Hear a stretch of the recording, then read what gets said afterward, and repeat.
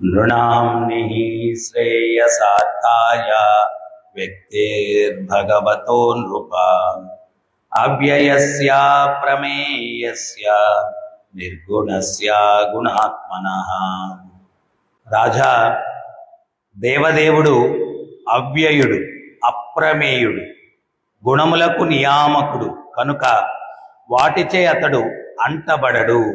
ఈ భౌతిక జగత్తులో అతని ఆవిర్భావము మానవులకు మహోన్నత లాభమును చేకూర్చుటకే ఉద్దేశింపబడినది.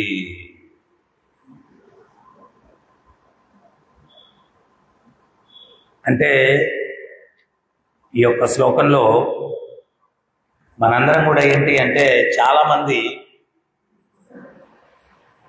భగవంతుడు అంటే వాళ్లకు చాలా చాలా అల్పమైనటువంటి అవగాహన ఉంటుంది, చాలా అల్పమైన అవగాహన.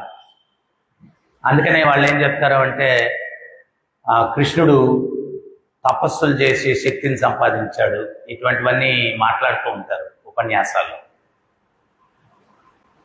భగవంతుడు అవతరించిన తక్షణమే పూతన్ని సంహరించాడు. ఎప్పుడు తపస్సు చేశాడు ఆయన? ఎప్పుడు తపస్సు చేసి శక్తిని సంపాదించి పూతన్ని సంహరించాడు?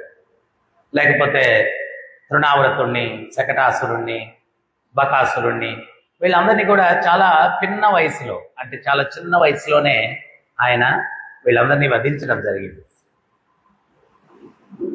భగవంతుడు మనమంటే జీవులం కాబట్టి మనం తపస్సు చేస్తే ఏదో కొంచెం శక్తి వస్తుంది. భగవంతుడు ఎల్లవేళలా శక్తి సంపన్నుడు. ఆయన ఏదో తపస్సు చేసి శక్తిని సంపాదించేది భగవంతుడికి లేదు, అది కేవలం జీవులకు మాత్రమే. తర్వాత ఇంకోటి ఏంటి అంటే, ఈ భౌతిక జగత్తులో భగవంతుడు గుణాలను ఆయన ఏర్పాటు చేశాడు. ఎందుకు గుణాలను ఏర్పాటు చేశాడు? ఇది చాలా చాలా ముఖ్యమైనటువంటి విషయం. గుణాలు ఏం చేస్తాయంటే మనల్ని మాయలోకి తీసుకుని వెళ్తాయి. మనందరం ఎవరు చెప్పండి? భగవంతుని యొక్క అంశలం. మన స్వరూపం ఏంటి? సచ్చిత్ ఆనంద, శాశ్వతమైన సంపూర్ణ జ్ఞానము, సంపూర్ణ ఆనందమయం. ఇది మన స్వరూపం. సో ఇప్పుడు సంపూర్ణ జ్ఞానం మనకుంటే మనం ఏంటి అంటే, మనమే ప్రభువుల్లాగా ప్రవర్తించేదానికి అవకాశం లేదు. ఆధ్యాత్మిక జగత్తు నుంచి మనం ఇక్కడికి ఎందుకు వచ్చాము? నేను ప్రభువు, నేను హీరో కావాలా, నేను నా ఆధీనంలో అన్ని పెట్టుకోవాలా అనేటువంటి అగ్రిమెంట్ తోటి ఆధ్యాత్మిక జగత్తు నుంచి భౌతిక జగత్తుకు వచ్చాం మనం. అవునా కాదా? మరి వచ్చినప్పుడు చైతన్య మహాప్రభు చెప్పినట్టుగా ఏకలే ఈశ్వర కృష్ణ ఆర్య సభ భృత్యో, ఈశ్వరుడు కృష్ణుడు ఒక్కడే, నేను ఆయన సేవకుడు. నేను ఆయన సేవకుడు అనేది మర్చిపోయినప్పుడే నేను బాస్ అనేటట్టుగా వ్యవహరిస్తాను. మరి నేను భగవంతుని యొక్క సేవకుడు అనేటువంటిది మర్చిపోవాలంటే మనం గుణాలకు లోబడాలా. గుణాలకు లోబడినప్పుడు అహంకారం వస్తుంది. అహంకారం వల్ల మరపు అనేది ఏర్పడుతుంది. మన యొక్క ఐడెంటిటీని మనం నిజ స్వరూపాన్ని మర్చిపోతాం భౌతిక జగత్తులోకి ప్రవేశించిన తక్షణమే. సో ప్రభుపాదుల వరకు ఉదాహరణ ఇస్తారు. ఇప్పుడు జైల్లో ఖైదీలు ఉంటారు. ఖైదీలకి శిక్ష కానీ జైలు సూపరింటెండెంట్ జైల్లోకి వెళ్ళంగానే ఆ కట్టండి ఆయన కొట్టండిరా అంటారా? సూపరింటెండెంట్కి శిక్ష లేదు, ఓన్లీ ఖైదీలకు మాత్రమే శిక్ష ఉంది. అట్లాగే ఈ భౌతిక జగత్తులోకి వచ్చిన జీవులకు మాత్రమే మరపు కానీ, జీవులకు మాత్రమే గుణాలకు లోబడతారు. కానీ ఆ దేవదేవుడు భౌతిక జగత్తులోకి వచ్చినా కానీ ఎట్లాగా జైలు సూపరింటెండెంట్ జైల్లోకి వెళ్ళినంత మాత్రాన శిక్షలు ఎట్టా పడడో, అదే రకంగా భగవంతుడు కూడా ఈ గుణాలకు లోబడడు. ఈ భౌతిక జగత్తులోకి ప్రవేశించిన గుణాలకు లోబడ్డు. కర్మ ఆయన్ని అంటదు. కర్మ ఎందుకు అంటదు? ఇది కూడా మనం చూద్దాం. ఇప్పుడు ఫర్ ఎగ్జాంపుల్ కోర్టులో జడ్జి ఉంటాడు. ఇప్పుడు మామూలుగా భౌతిక జగత్తులో ఏదన్నా ఒక హత్య జరిగింది అనుకోండి, హత్య చేసినోడెవరు, చేయించినోడెవరు, సుపారీ ఎవరిచ్చారు, డబ్బులు ఎవరిచ్చారు ఆ దుండగలకు చంపడానికి, వీళ్ళందరూ కూడా శిక్ష పడుతుంది. అవునా కదా? మరి కోర్టులో జడ్జి వాడు చేసిన తప్పిదాలన్నీ విన్న తర్వాత వీడికి మరణశిక్ష అంటాడు. ఇప్పుడు ఇక్కడ ఏదైనా హత్య జరిగితే ఎవరు హత్య చేయమని చెప్పారనే వాడికి కూడా శిక్ష పడుతుంది. కానీ కోర్టులో జడ్జి వీడికి ఉరి శిక్ష వేసేయండి అంటే అతనికి శిక్ష పడుతుంది. ఇక్కడ కూడా చంపమనే చెప్తున్నాడు కదా జడ్జి, చంపమనే చెప్తున్నాడా? మరి జడ్జికి ఎందుకు శిక్ష వేయరు? ఆయన ప్రభుత్వం యొక్క ప్రాతినిధ్యం వహించి ధర్మాన్ని నిర్ణయిస్తున్నాడు. ప్రకృతికి ప్రాతినిధ్యం వహించి, ఈ సృష్టికి ప్రాతినిధ్యం వహించి భగవంతుడు ఇక్కడ వచ్చినప్పుడు ఒక జడ్జి లాగా ధర్మాన్ని స్థాపిస్తున్నాడు. కాబట్టి ఆయనకు ఏ కర్మ అంటదు, ఏ కర్మ కూడా భగవంతునికి అంటదు. సో ఇక్కడ ఈ శ్లోకంలో ఏం చెప్తున్నారంటే గుణాలు ఆయనకు అంటవు, ఆయన చేసేటువంటి కర్మలేవి కూడా ఆయనకు అంటవు. ఆయన అసలు ఇక్కడికి ఎందుకు వస్తున్నాడు అంటే మానవాళిని ఉద్ధరింపజేయడానికి ఆయన ఇక్కడ అవతరిస్తున్నాడు. భగవంతుడు అనేవాడే రాకపోతే ఇప్పుడు ఎక్కడైనా కానీ లా అండ్ ఆర్డర్ కంట్రోల్ తప్పుతూ ఉంటుంది. ఎవరో కొట్టుకుంటున్నారు, తాగేసి కొట్టుకుంటున్నారు వీధుల్లో, సామాన్య ప్రజలకు చాలా ఇబ్బందిగా ఉంది. ఇమీడియట్గా ఏం చేస్తారు,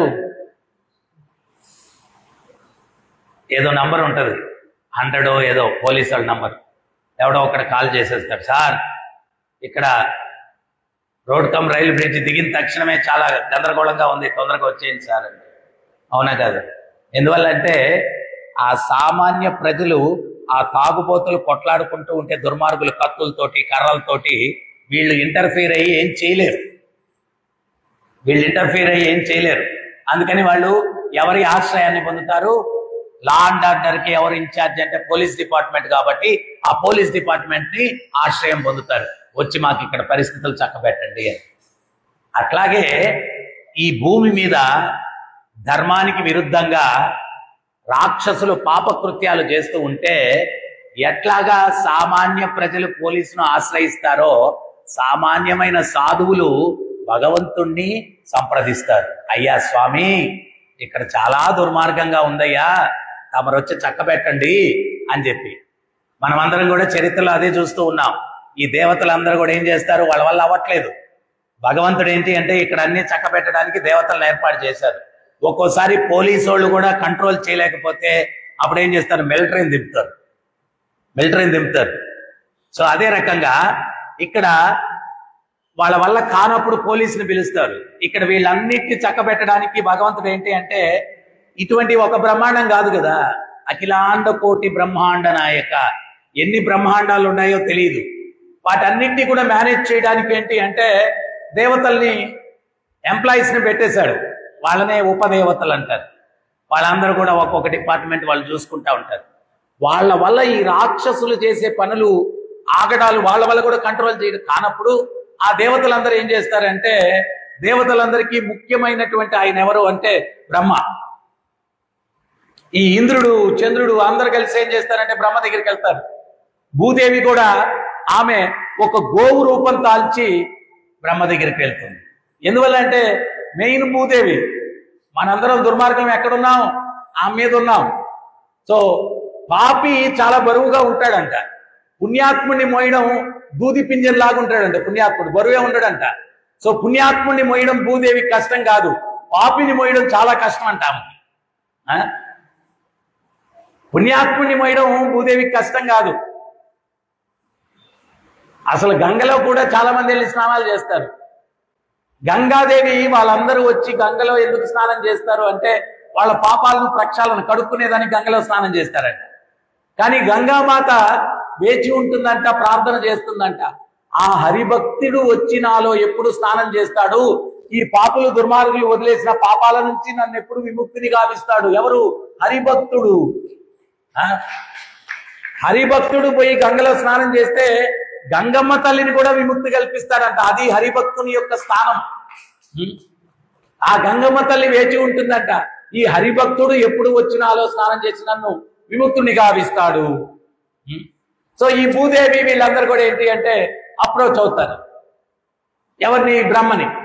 బ్రహ్మ అంటాడు, నాకు 4 తలకాయలు ఉన్నాయని చెప్పి మీరేదో పెద్ద ఆయన అనుకుంటున్నారేమో, నా వల్ల కూడా కాదు. ఆ విష్ణువు దగ్గరికి వెళ్దాం పదండి అని చెప్పి క్షీరసాగరం దగ్గరికి వీళ్ళందరూ వెళ్తారు. వెళ్ళి పురుష సూక్తంతో భగవంతుణ్ణి ప్రార్థనలు చేస్తారు. ఆ ప్రార్థనలకి భగవంతుడు స్పందించి అశరీరవాణిగా దర్శనమేమిచ్చాడు. వాళ్ళకు కూడా దర్శనం అంత సామాన్యం కాదు.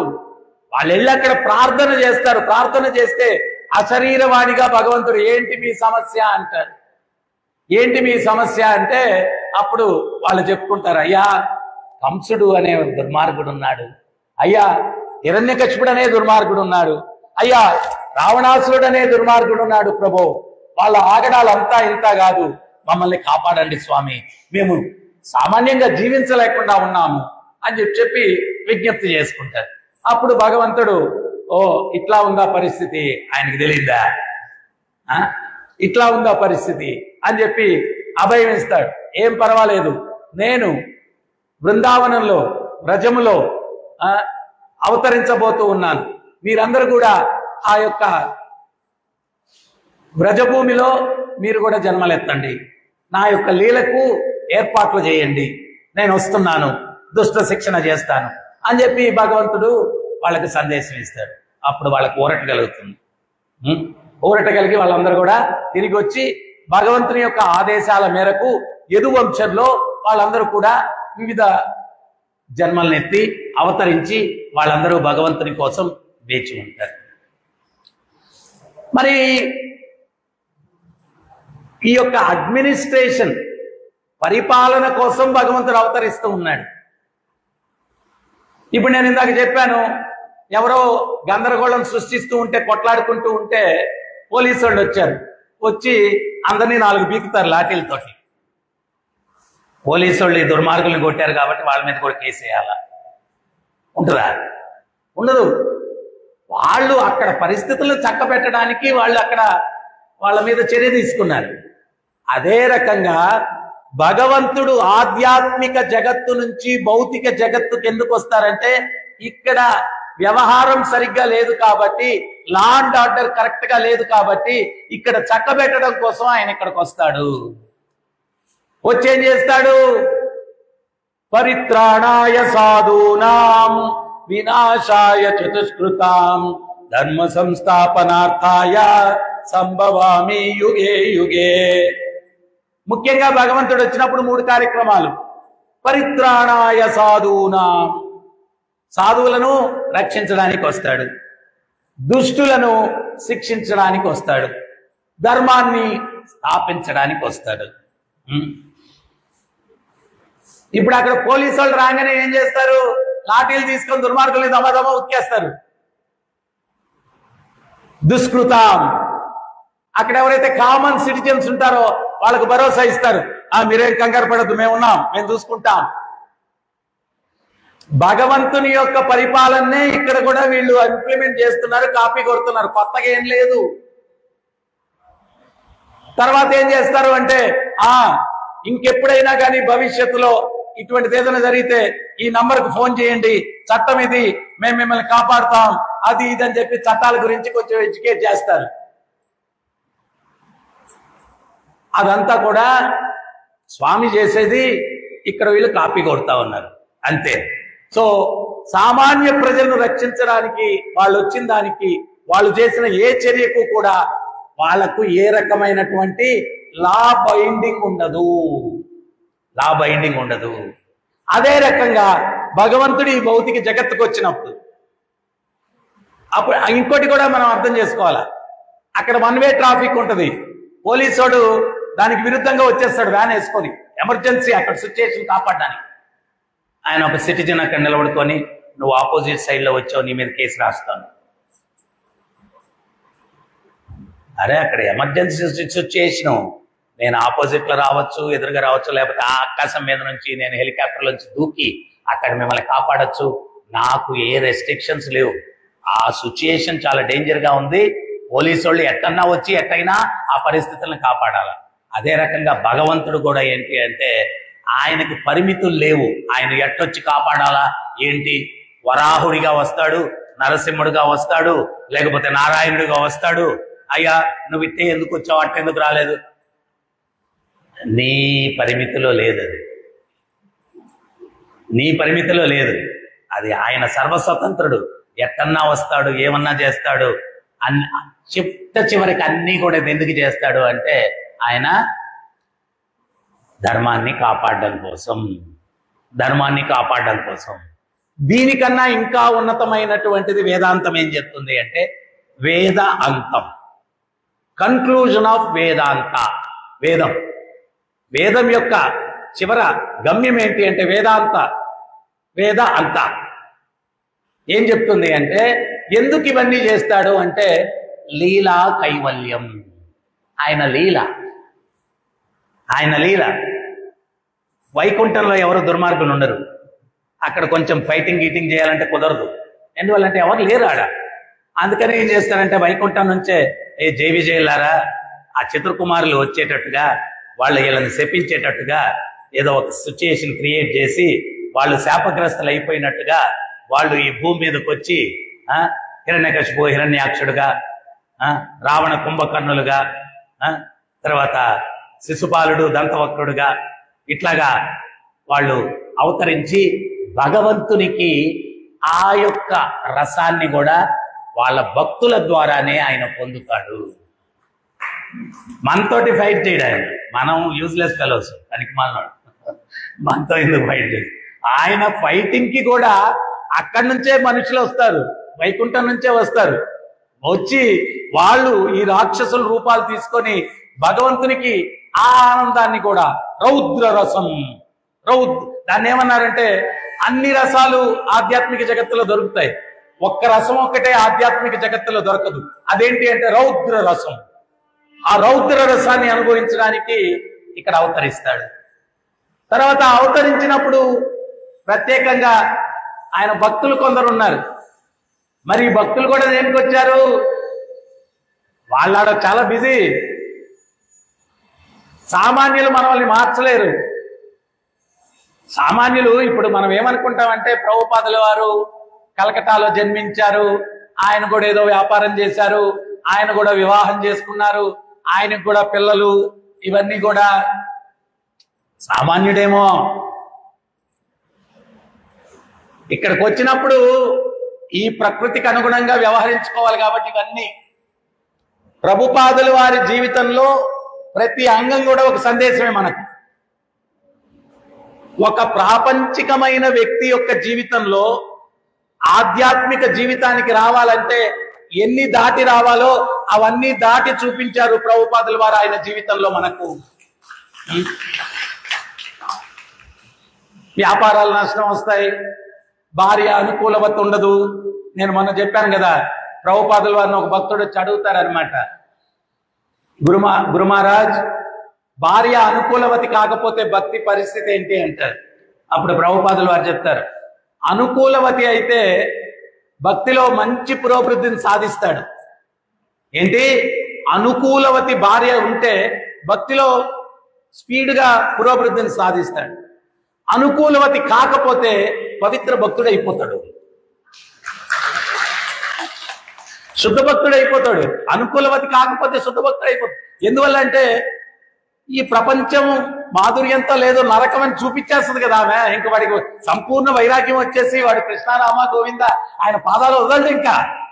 అందుకని అనుకూలవతి కాకపోతే శుద్ధభక్తుడు అయిపోతాడు అంతే ప్రభుపాదులు. సో ఒక సామాన్యునికి జీవితంలో ఎదుర్కొనేటువంటి పరిస్థితులు ఏంటి అనేటివన్నీ కూడా ప్రభుపాదుల వారి జీవితంలో ఉదాహరణగా మనకు చూపించారు. ఎటువంటి పరిస్థితి వచ్చినా, ఎట్లాంటి పరిస్థితి వచ్చినా ఆ భగవంతుని యొక్క పాద పద్మాలు ఎట్లా గట్టిగా పట్టుకోవాలా, మన యొక్క నిశ్చయంలో ఏ రకమైనటువంటి మార్పు లేకుండా ఎట్లా ఉండాలా, ఎన్ని ప్రతికూల పరిస్థితులు ఆయన 22 సంవత్సరాల వయసులో గురువు గారు చెప్పారు సనాతన ధర్మాన్ని ప్రపంచం అంతా ప్రచారం చేయమని చెప్పి. అప్పటి నుంచి ప్రయత్నం చేస్తూ ఉన్నారు. భగవద్ దర్శనం పుస్తకాలు అచ్చువేశారు, వాటిని వితరణ చేయడానికి ప్రయత్నాలు చేశారు. తర్వాత అవకాశం ఉన్న దగ్గరలా ప్రచారానికి ప్రయత్నం చేశారు. ఇంట్లో కూర్చొని మ్యానుస్క్రిప్ట్ ఇవన్నీ ట్రాన్స్లేషన్ గ్రంథాలు చేస్తూ ఉంటే వాళ్ళ భార్య వాటిని చిత్తు కాగితాలు కొనుక్కునే వాడికి అమ్మేసింది, ఇదేదో చిత్తు పేపర్లు అని చెప్పి. మళ్ళా కూర్చొని ట్రాన్స్లేషన్ చేయాలి ఇవన్నీ గ్రంథాలన్నీ. చిన్న విషయం అదంతా కూడా. సో ఇటువంటివన్నీ ఎన్నో జీవితంలో ఆయన ఒక 45 సంవత్సరాలు తపస్సు చేశారు వీటినన్నీ ఎదుర్కొని ఎదుర్కొని ఎదుర్కొని ఎదుర్కొని. ప్రతినిత్యం జాగృతంలో, నిద్రావస్థలో, స్వప్నావస్థలో ఒకటే ఆలోచన, మా గురువు గారు నాకు ఈ బాధ్యత అప్పగించారు, దాన్ని నేను ఎట్లా చేయాలి, మా గురువు గారు ఈ బాధ్యత నాకు అప్పగించారు, ఈ సనాతన ధర్మాన్ని ప్రపంచమంతా ప్రచారం చేయాలనేటువంటి బాధ్యత నాకు గురువు గారు అప్పచెప్పారు, దాన్ని ఎట్లా నేను చేయాలా, ఎట్లా ఇదే మెడిటేషన్ శిల ప్రభుపాదులు. ఒక పక్క గ్రంథాలు రాస్తూ, ఒక పక్క విగ్రహారాధన చేస్తూ, తన పోషణ తను చూసుకుంటూ, మళ్ళా రోజుకి 100 మాలలు జపం చేస్తున్నారంట రాధా దామోదర మందిరంలో శిల ప్రభుపాదులు. 100 మాలస్ రాధా దామోదర మందిరం. మనము ఈ జీవితం ఇట్టుందని ఆలోచించే బదులు అది ఆలోచన కూడా రాకుండా ఉండాలంటే ఏం చేయాలా? మహత్తరమైనటువంటి అస్త్రం ఇచ్చారు మనకు మన యొక్క పరంపరలో ఉన్నటువంటి గొప్ప ఆచార్యులు. ఏంటయ్యా అస్త్రం అంటే, హరే కృష్ణ హరే కృష్ణ కృష్ణ కృష్ణ హరే హరే, హరే రామ హరే రామ రామ రామ హరే హరే. గొప్ప అస్త్రం. మైండ్ ఏదో కలత పెడుతూ ఉంది, మాల పట్టుకొని చేతిలో మీరు జపం చేశారనుకోండి, ఆ కలత ఎటో వెళ్ళిపోద్ది, ఆ కలత ఎటో వెళ్ళిపోద్ది. ఆ కలత గురించి ఆలోచిస్తూ ఉంటే ఇంకో కొత్త ప్రాబ్లం వస్తుంది, ఇంకో కొత్త ప్రాబ్లం వస్తుంది. సో అందువల్ల ఒక మహత్తరమైనటువంటి వరదానాన్ని ఇచ్చారు. సో ఇక్కడ ఈ శ్లోకం ద్వారా మనం అర్థం చేసుకోవాల్సింది ఏంటంటే, భగవంతుడు ఎందుకు వస్తాడు, ఆయన ఈ యొక్క లీలలు చేయడానికి ఆయన రావడం జరుగుతుంది. ఆయన వచ్చినప్పుడు ఈ గుణాలకు ఆయన లోబడ్డు, గుణాలను నియమించిందే ఆయన ఈ భౌతిక జగత్తులో. ఎందుకు నియమించాడు? మనలో మరుపు కలిగించడానికి గుణాలకు లోబడితే. ఎందువల్ల మరుపు కలిగించాలా అంటే, ఈశ్వర భావన రావాలా అంటే, మనం సత్యాన్ని మర్చిపోకపోతే ఈశ్వర భావన రాదు. సో జీవుని స్వరూపం ఆ గుణాల ప్రభావం వల్ల అహంకారం రాకపోతే మనం ఏంటి అంటే, స్వామి నేను నీ దాసుని, కానీ ఆ కోరికతో రాలేదు కదా ఇక్కడికి, నేను బాసు అవ్వాలని వచ్చాం. ఈ బాసు అవ్వాలని వచ్చినప్పుడు మనం దాసుడు అనే విషయం మర్చిపోవాలా. అది మర్చిపోవడానికి ఈ గుణాలను ఏర్పాటు చేశాడు. సో మనం ఇంకోటి కూడా ఆలోచించాల్సింది ఏంటి అంటే, మనందరం భక్తి మార్గంలోనే ఉన్నాం, జపాలు చేస్తున్నాం, ప్రవచనాలు వింటున్నాం, సేవ చేస్తున్నాం, అన్నీ చేస్తున్నాం. కానీ నేను గుణాలను జయిస్తూ ఉన్నానా లేదా అనేది పరిశీలనాత్మకంగా చూసుకోవాలి. నామదేవు పండరీపురంలో పాండురంగ విఠలుని యొక్క దేవస్థానంలో పూజారి యొక్క కుమారుడు. తండ్రి పక్క ఊరికి వెళ్ళిపోతూ ఏం చెప్పాడంటే, భగవంతుని ఈరోజు సేవ నువ్వు చూసుకోనైనా, నేను వచ్చేదాకా అన్నాడు. సరేనని చెప్పి చిన్నపిల్లాడు, 7 సంవత్సరాలు ఏమో ఉన్నాయి, అన్ని భగవంతునికి అలంకరణ చేశాడు, ఆరతులన్నీ చేసి నైవేద్యం పెట్టడానికి నైవేద్యం తీసుకెళ్లి పెట్టాడు. ఈ పిల్లోడు అమాయకంగా ఎవరుకున్నాడంటే, ఇప్పుడు అమ్మ నాకు ఏదైనా వడ్డించింది అనుకో తింటాను కదా, నేను నాన్నగారు ఏదైనా తినుబండాలు తెచ్చిచ్చా తింటాను కదా, మరి నేను తినేది తీసుకెళ్ళి పదార్థాలు భగవంతునికి పెడితే ఆయన తినట్లేదేంటి? స్వామి మా నాన్నగారు పెడితే మీరు తినుంటారేమో, నేను పెడితే తినట్లేదేంటి? తీసుకోండి అయ్యా. అమాయకంగా విఠలున్నాయి, విఠలా ప్లీజ్ తిను విఠలా, విఠలా తిను. ఏం స్పందన రావట్లేదు. రాకపోయేసరికి నువ్వు గాని తినకపోతే చూడు నేను ప్రాణం వదిలేస్తా ఇక్కడ అని చెప్పి తన తల నేలకేసుకొని మోదుకుంటున్నాడు. గాయమైపోయి రక్తం దారులుగా కారుతూ ఉంది నామదేవ్. అప్పుడు విఠలుడు, ఏ నామదేవ్ నీ అగాయత్యం ఆపు, నేను తింటాను కదా అని చెప్పి తినేశాడు. ఆ రోజు నుంచి నామదేవ్ ఎప్పుడు పిలిస్తే పాండురంగ విఠలుడు అప్పుడు స్పందిస్తున్నాడు. ఒకరోజు నామదేవు ఒక ఇంట్లో సత్సంగం జరుగుతుంది, ఆ ఇంట్లోకి వెళ్ళాడు. ఆ సత్సంగం ఎవరింట్లో జరుగుతుంది? ఘట వాయిద్యం వాయించే వ్యక్తి ఇంట్లో అంట. ఘటం అంటే కుండ. మీరు ఎంతమంది చూసారో ఏదో కుండ మీద వాయిద్యం వాయిస్తారు.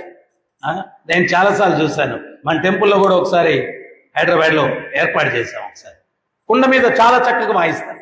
ఆ ఘట వాయిద్యం వాయించేటువంటి వ్యక్తి యొక్క ఇంట్లో సత్సంగం. వీళ్ళందరూ సాధువులు వెళ్ళారు. సాధువులు అంటే తల్ల బోడులు కొట్టుకొని ఉంటారు. వీళ్ళందరూ వృత్తాకారంలో కూర్చున్నారు సత్సంగం చేయడానికి. ఆ ఘట వాయిద్యం వాయించే వ్యక్తికి ఒక బాలిక ఉండేది, కుమార్తె.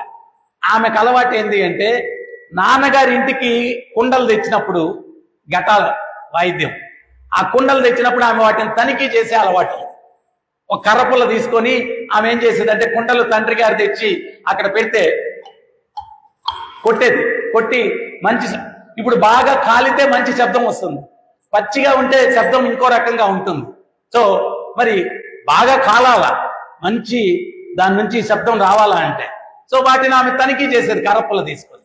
ఎప్పుడైతే ఈ సాధువులందరూ తలలు బోడులు కొట్టుకొని వృత్తాకారంగా కూర్చొని ఉన్నారో, ఆమె ఆ చిన్నపిల్ల ఈ ఘటాలతో పోల్చుకునేది. ఈ ఘటాలతో పోల్చుకొని ఏం చేసింది, కర్రపుల్ల తీసుకొని వచ్చి అందరి తల మీద కొడతాం. నామదేవ్ తల మీద ఎప్పుడైతే టక్కని కొట్టిందో, నామదేవ్ అన్నారు. అప్పుడు ఆ చిన్న బాలిక ఒక గొప్ప సందేశం ఇచ్చింది. ఏమనిందంటే, ఈ ఘటం ఏమీ బాగలేదు, పూర్తి అహంకారంతో ఉంది ఈ ఘటం అనేసి. అంటే నేను ఒకటి చెప్తాను, మన జీవితంలో కూడా ఎవడో తిట్టాడు ఏమో, ఎవడో వంక పెట్టాడు ఏమో, ఆ వంకని పాజిటివ్గా తీసుకో. అది నిన్ను భగవంతునికి దగ్గర చేర్చడానికి అట్లా జరిగిందేమో. ప్రతిదీ పాజిటివ్ థింకింగ్ ఉండాలి భక్తునికి. నామదేవ్ దిక్కును లేచాడు, లేచి విఠలుడి దేవస్థానానికి వెళ్ళాడు. విఠలా విఠలా అన్నాడు. ఏంటి నామదేవ్ అన్నాడు, భగవత్ సాక్షాత్కారం పొందిన నాలో అహంకారం ఉందని ఆ బాలిక అందరిలో అవమానించింది. అదే సత్యమైతే ఇన్ని రోజులు మీరెందుకు నాకు చెప్పలేదు? అప్పుడు విఠలుడు అన్నాడు, నీలో అహంకారాన్ని గుర్తించడం కానీ దాన్ని తొలగించడం కానీ అది నా బాధ్యత కాదు, అది ఆధ్యాత్మిక గురువు యొక్క బాధ్యత. నీ గురువు ఫలానా దగ్గర ఉన్నాడు, ఓ అక్కడికి వెళ్ళు, శరణాగతి పొందు, సేవలు చేయి, నీ అహంకారాన్ని ఆయన తొలగిస్తాడు, నీ అహంకారాన్ని ఆయన తొలగిస్తాడు. మనం సేవ చేసినంత మాత్రం నా అహంకారం పోయిందనుకుంటే కాదు. సేవ అనేటువంటిది ఏంటి అంటే, మన గమ్యాన్ని చేరుకునేదానికి ఒక మార్గం అది. కానీ ఆ మార్గంలో నువ్వు ఆ సేవ చేయడం వల్ల నువ్వు ఏదైతే సాధించాలో అది నువ్వు పొందుతున్నావా లేదా, సాధిస్తున్నావా లేదా అనేటువంటి పరిశీలనతో మనం వెళ్ళాలా, పరిశీలనతో మనం వెళ్ళాలా. హాస్పిటల్లో కూడా మనం జాయిన్ అయినప్పుడు మందులు అవన్నీ ఇస్తారు, పథ్యాలన్నీ చెప్తారు. మనం ఆ మందు తీసుకుంటా పిచ్చి పిచ్చిగా అన్ని తినేసి అన్ని చేసి వస్తా ఉంటే డాక్టర్ రోజు వచ్చి టెస్ట్ చేస్తాడు అనమాట. రౌండ్స్కి వస్తాడు డాక్టర్, చూస్తాడు, ఏమయ్యా తగ్గట్లేదండి, మెడిసిన్ సరిగ్గా తీసుకున్నావా అని. తీసుకున్నా, నువ్వు చెప్పడంలోనే అర్థం అవుతుంది ఏదో తేడా ఉందిలే, సరిగ్గా తీసుకోవట్లా. పత్తి ఉంటున్నావా? ఉంటున్నా కదా, ఇక్కడ కూడా తెలిసిపోతా ఉంది. నువ్వు పథ్యం సరిగ్గా తీసుకోవట్లేదు, మెడిసిన్ సరిగ్గా, ఇంకెట్టా రోగం తగ్గుతుంది, మా జాగ్రత్త అండి, ఏదో వాడు అడిగాడని చెప్పేమంటే ఇచ్చేతో రోగం తగ్గదు. ఆచార్యులు కూడా మనం గుణాల నుంచి బయటపడాలంటే ఇది చేయకూడదు, ఇది చేయకూడదు, ఇది చేయకూడదు, ఇది చేయకూడదు, ఇది చేయాలా, ఇది చేయాలి, ఇది చేయాలి. మీరు ఉపదేశామృతం గ్రంథం తీసుకుంటే ఏముంది దాంట్లో అంతా కూడా, భక్తికి అనుకూలమైనది ఏంటి, భక్తికి ప్రతికూలమైనది ఏంటి, మనం అసలు దాన్ని చదివితే కదా మనకేం తెలియదు. ఇవన్నీ చదవకుండా వినకుండా మనం ఏదో సేవ చేస్తున్నాం అంటే ఉపయోగం లేదు. నువ్వు ప్రభుపాదులు వారు చెప్తారు, పూర్వానికి ఎవడో ఒకడు రాత్రిపూట గోదావరిలో వచ్చి తెప్పెక్కాడంట, రాత్రంతా నడిపించాడంట. ఉదయం సూర్యుడు ఉదయించేసరికి చూస్తే వాడు ఎక్కడెక్కడ అక్కడే ఉన్నాడంట, చీకటి కదా. ఏంటా అని చూస్తే ఆ తెప్పని లంగర్తో కట్టేసి ఉంటారు కదా, అది ఇప్పలా వాడు. అది ఇప్పకపోయేసరికి వాడు రాత్రంతా నడుపుతానే ఉన్నాడు, ఎక్కడెక్కడెక్కడే ఉన్నాడు. మనం కూడా ఏంటి అంటే, మనల్ని ఈ భౌతిక జగత్తులో బంధించేటువంటి ప్రతిబంధకాలు వాటిని వదలకపోతే ఆధ్యాత్మిక ప్రయాణం ముందుకు వెళ్ళదు. మరి ఆ ప్రతిబంధకాలు ఏంటి అనేది తెలుసుకోవాలా. అది మనం తెలుసుకోలేం కాబట్టి ఆధ్యాత్మిక శాస్త్రవేత్తలు, పూర్వాచార్యులు, ఎవరోళ్ళు ఆధ్యాత్మిక శాస్త్రవేత్తలు మన సంప్రదాయంలో ఎవరు వాళ్ళు అంటే, ప్రభుపాదుల వారి దగ్గర నుంచి మొదలు పెడితే మొత్తం సైంటిస్టులే పరంపరలో ఉండే వాళ్ళందరూ. భక్తి సిద్ధాంత సరస్వతి గోస్వామి మహారాజ్ ఏమేమి కరెక్ట్గా తగిలే బాణాలు వదిలేరు మనకు. ఆయన అన్నారు, మనసు చాలా పిచ్చిది. ఉదయంతో చీపుర కట్టతో కొట్టాలి దాన్ని, సాయంత్రం చెప్తూ కొట్టాలి ఆ మనసుని, లేకపోతే మాటినది అది. తర్వాత మళ్ళా ఇంకో సందర్భంలో చెప్పారు, ఎవడైనా కానీ కీర్తికాంక్ష, నేను ఏదైనా సేవ చేస్తే నలుగురు పొగడాలా. ఎవరైనా భక్తిలో ఉండి ఆ పొగడ్తలకు తప్పిస్తూ ఉన్నాడు అంటే వాడు పంది మలాన్ని ఆశిస్తున్నాడని చెప్పాడు. పంది మలం మామూలు కూడా కాదు. అటువంటివి వాళ్ళు చెప్పాల్సిన, వాళ్ళకి ఇంట్రెస్ట్ ఏం లేదు. వాళ్ళు ఎప్పుడు కృష్ణుడు లీలలు చెప్పేవాళ్ళు, కానీ మనలాంటి వాళ్ళకి అటువంటివి చెప్తే కానీ బుర్రలోకి వెళ్ళవని చెప్పారు మహానుభావులు ఒక మెట్టు దిగి. సో అందుకని చెప్పి మనం ఏంటి అంటే, ఆ పూర్వాచార్యులు శాస్త్రవేత్తలు వాళ్ళు ఈ భక్తి అన్నటువంటి సబ్జెక్ట్ మీద రీసెర్చ్ చేసేసి గ్రంథాలు రాశారు. ఆ గ్రంథాల్లో నువ్వు ఈ మెట్టెక్కాలంటే ఏం చేయాలి, ఆ తర్వాత మెట్టెక్కాలంటే ఏం చేయాలి, స్టెప్ బై స్టెప్ సిస్టమాటిక్ గా వాళ్ళు ఆ శాస్త్రాల్లో ఇచ్చేశారు. దాన్ని మనం అనుసరిస్తే 6 లైన్ హైవే లాగా ఎక్కడికి, గోలోక బృందావన. ఎక్కడ స్పీడ్ బ్రేకర్లు లేవు, గుంటలు లేవు, మిట్టలు లేవు, ఏం లేవు. 6 లైన్ 8 లైన్ హైవే గోలోక బృందావనాన్ని జుమ్ అని వెళ్ళిపోవచ్చు. ఎప్పుడు వాళ్ళు చెప్పింది మనం అనుసరిస్తే. లేకపోతే మన ప్రభుత్వం రోడ్లు లాగా, మన ప్రభుత్వాల రోడ్లు. సో ఏది కావాలో మనం డిసైడ్ చేసుకోవాలా. ఈరోజు ఇక్కడ ఉన్నటువంటి సందర్భాన్ని బట్టి భగవంతుడికి గుణాలు అంటవు, గుణాలని ఏర్పాటు చేసిందే ఆయన. ఎందుకు ఏర్పాటు చేశాడు అది కూడా మనం క్లియర్గా డిస్కస్ చేసుకున్నాం. హరే కృష్ణ. ఎవరికైనా ఏమైనా సందేహాలు ఉన్నాయా, డౌట్స్ ఉన్నాయా?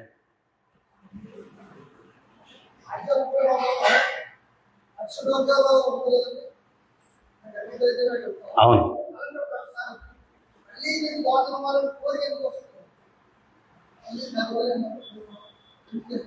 ప్రభుపాదుల వారు క్లియర్ గా చెప్పింది ఏంటి అంటే,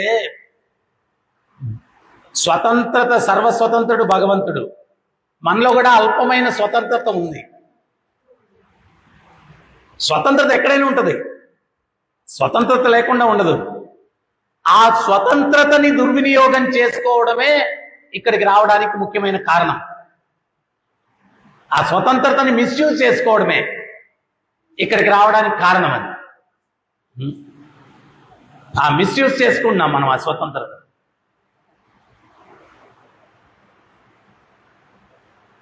సో తల్లిదండ్రులు చెప్తారు, అరే ఇస్త్రీ పెట్టి కాలుతుందిరా పట్టుకోవద్దు అంటారు. వీడు వినడు కదా, పదే పదే దాని మీదకే పోతాడు. ఒక్కసారి తగిలితే, కాలితే తర్వాత వాడు ఎదిగేంత వరకు ఇస్త్రీ పెట్టి చూపించి వాడి దగ్గర పనులు చేయించుకోవచ్చు. మనం ఏమన్నా, రే మాట లేదంటే ఇస్త్రీ పెట్టి పెడతా, చదవలేదంటే ఇస్త్రీ పెట్టి పెడతా, అన్నిటికీ వాతదే. ఒక్కసారి వాడికి రుచి తెలియాల. సో మనం కూడా రుచి తెలియనంత వరకు ఏదో ఉంటుంది అనుకుంటాం. ఆ స్వతంత్రతను దుర్వినియోగం చేసుకొని నేను కూడా బాస్ అవుదామని ప్రయత్నం చేస్తాం. సో ఒకసారి ఇక్కడ బాస్ అవడానికి ప్రయత్నించి హీరో లాస్ట్కి ఎన్నో జన్మలెత్తి నేను హీరో కాదు, నేను జీరో. ఆ ఒక్కడు భగవంతుడు పక్కన ఈ జీరో యాడ్ అయితేనే దీనికో వాల్యూ, ఎన్ని సున్నాలకు వాల్యూ లేదు అని రియలైజ్ అయ్యి ఆయన పక్కన చేరుకునేదానికి ఈ జీరో ప్రయత్నించినప్పుడు మోక్షం వస్తుంది. ఆ రియలైజేషన్ రావాలి. మనం అందరం కూడా, ఇది చాలా సూక్ష్మమైనటువంటి సటల్ భావన. ఇది భక్తిలోకి వచ్చాం, ఎన్నో సంవత్సరాల నుంచి వింటా ఉన్నాం. కానీ ఇక్కడ కూడా మనం ఏంటి అంటే, హీరో కావాలా అనేది పోయిందా? లేదు. ఆయన కన్నా నేనే కీర్తన బాగా పాడతాను, నేను కీర్తన పాడితేనే బాగుంటుంది. లేకపోతే ఆయన కన్నా నేనే బాగా చెప్తాను, నేను చెప్తేనే బాగుంటుంది. సో ఆ ఈశ్వర భావన అంత సామాన్యంగా పోదన్నమాట. అందుకనే last time Naradamuni pure devotee ఎవరు అంటే ఒక్కొక్కరి దగ్గరికి వెళ్తే ఆ కథ చెప్పాను నేను. దాంట్లో మనం గమనించాల్సింది ఏంటి అంటే, ఒక గొప్ప లక్షణం, వాళ్ళందరూ మహాజనులు. ప్రహ్లాదుడు పాండవులు, శివుడు, బ్రహ్మ, ఇంద్రుడు, నారదుడు వెళ్ళి వాళ్ళందరి దగ్గరికి, హనుమంతుడు, వాళ్ళందరి దగ్గరికి మీరు శుద్ధ భక్తులు అంటే ఉద్ధవుడు, ఉగ్రసేన మహారాజు, మీరు శుద్ధ భక్తులు అని చెప్తే వాళ్ళు యాక్సెప్ట్ చేయట్లేదు. అందుకని వాళ్ళు మహాజనులు అయ్యారు, మనం అధమజనులయ్యి ఎడుగుచ్చుని ఉన్నాం. మనం 24 గంటలు ఏంటి అంటే ఎవడొచ్చి నన్ను ప్రభు సమస్య లేదు ప్రభు, శుద్ధ భక్తుడంటే ఈ కాలానికి నువ్వే ప్రభు అని ఎవడంటాడా అని చెప్పి మనం తప్పిస్తూ ఉంటాం. కానీ ఒక దేవర్షి నారదుడు వాళ్ళ దగ్గరికి వెళ్ళి, అయ్యా మీరు శుద్ధ భక్తులు అంటే వాళ్ళలో ఉండే లోపాలు వాళ్ళు చెప్పి ఈ కారణం వల్ల మేము శుద్ధ భక్తులం కాదు అని చెప్పి స్వచ్ఛందంగా వాళ్ళు యాక్సెప్ట్ చేస్తున్నారు. ఇది శుద్ధ భక్తులకు ఉండే లక్షణం. సో అందుకని మనం ఏంటి అంటే ఇది అణువణువులో కూడా ఆ భగవంతుని కృప కోసం, ఆచార్యుల యొక్క కృప కోసం తప్పించి నా యొక్క చైతన్యం కుంతీదేవి ప్రేయర్ లాగా ఆమె చెప్తుంది, స్వామి గంగ ఎటువంటి ఆటంకములు లేకుండా సముద్రంలో ఎట్లా కలుస్తుందో నా చైతన్యం కూడా పుత్రులు, పౌత్రులు, అది ఇది అని చెప్పి అటు ఇటు డీవియేట్ కాకుండా మీ పాదార విందముల మీదే లగ్నం అయ్యేటట్టుగా నన్ను అనుగ్రహించండి అని వేడుకుంటుంది కుంతీదేవి. సో అట్లాగే నా చైతన్యం అటు ఇటు పోకుండా మీ పాద పద్మాల మీదకి వెళ్ళాలా. అది ప్రతిరోజు మనం చేయాల్సిన ప్రేయర్. మనం చేసే ప్రేయర్ని బట్టే భగవంతుడు స్పందిస్తాడు. ప్రేయర్ లేకుండా ఆయన ఏమి ఇవ్వడు. ఎందువల్ల ఇచ్చాడనుకో, ఆయన మనం ప్రే చేయకుండా ఇచ్చేసాడు అనుకో మనకు భక్తి, ఏమయ్యా నేను అడిగానా, అడగకుండా ఇస్తావంటే నువ్వు అడిగినప్పుడు మనలాంటి వాళ్ళని ఎన్నిసార్లు డీల్ చేశాడు ఆయన. అందుకని తటస్థంగా ఉన్నాడు. నువ్వు కోరుకుంటే స్పందిస్తాడు, లేకపోతే అసలు సంబంధమే లేదు. ఎందువల్ల అంటే మన మెంటాలిటీ తెలుసా ఆయన. నేనేమన్నా అడిగానా, శుద్ధ భక్తి అవన్నీ అంత అర్జెంటుగా ఇచ్చేస్తే ఇంకా టైం ఉందా, అప్పుడే ఇచ్చేసావు ఎందుకు అంటాం. అందుకని ఆయన దేనికి లేదు, అడిగితే ఇద్దాం, లేకపోతే అడుక్కోవాలి, అర్థించాలి రోజు. ఆ భక్తిలో ఉత్తమ స్థితి ఏంటి, నాకు ఇవ్వు స్వామి, ఇవ్వు స్వామి, ఇవ్వు స్వామి, వేడుకో. హరే కృష్ణ. గ్రంథరాజ్ శ్రీమద్ భాగవతం की, जगतगुरु शील प्रभुपाद की, राधा गोपीनाथ की, राधा पार्थसारथी की, राधा कृष्ण चंद्र की, जगन्नाथ बलदेव सुभद्रा माँ की, गोविंद श्रीनिवास की, गौर निताय की, निताय गौ।